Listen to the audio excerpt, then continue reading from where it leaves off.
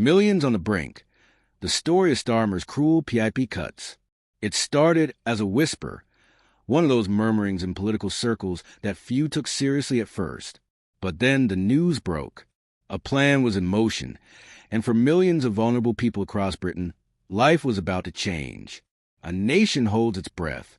For Sarah Bennett, a 42-year-old mother from Manchester, personal independence payment, PIP, wasn't just a government allowance. It was the difference between surviving and slipping through the cracks. She had been diagnosed with multiple sclerosis 5 years ago, a condition that left her struggling with daily tasks that most took for granted, getting dressed, preparing meals, even walking to the bus stop. It was all a challenge. Every month, her PIP payment helped her afford the specialist treatments that eased her pain and allowed her to live with dignity. But then she saw the news. Millions could see benefits cut as Starmer targets PIP payments. Sarah's heart sank. The promise that vanished. Keir Starmer had promised change, real change. Many had believed him, thinking his leadership would bring fairness, compassion, and support for those who needed it most. But as time passed, his policies began to take a different shape.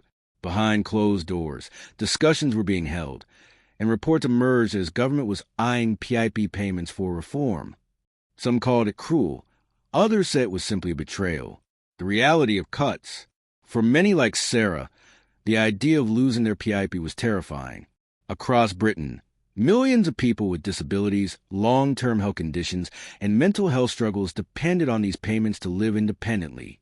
Without them, rent payments would be missed.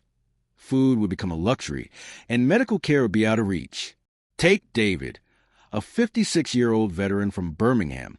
After serving in the military for 20 years, he developed PTSD and a spinal injury that made work impossible. His PIP payment covered his therapy sessions and mobility aids. "If they take this away," he said, shaking his head, "I don't know what I'll do. I've given my whole life to this country, and now they're taking away the little I have left."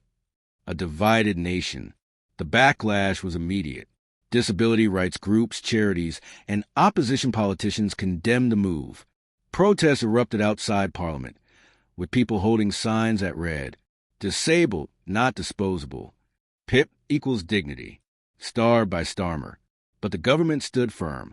They insisted the system needed reform, that too many people were unnecessarily receiving PIP. They framed it as a way to cut costs and ensure only those who were truly in need got support. Yet, as critics point out, who gets to decide who is truly in need? The human cost. For Sarah, the wait for answers was agonizing. Would she be one of the millions facing cuts? Would she lose the lifeline that kept her afloat? And she wasn't alone. Across Britain, thousands of families were asking the same questions. Would they be able to afford their medicine next month? Would they lose their homes? Would they be pushed further into poverty? One thing was certain.